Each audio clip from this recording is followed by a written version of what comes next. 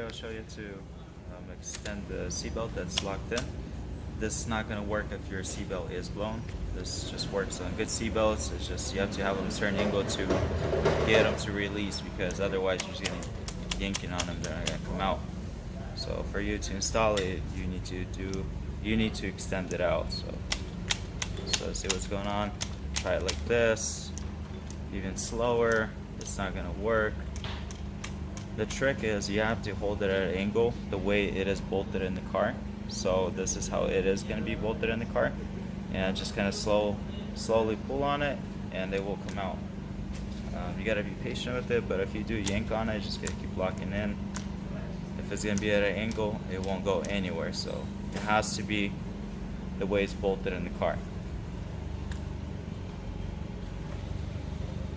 And again, if your seatbelt is blown, it's not going to work. So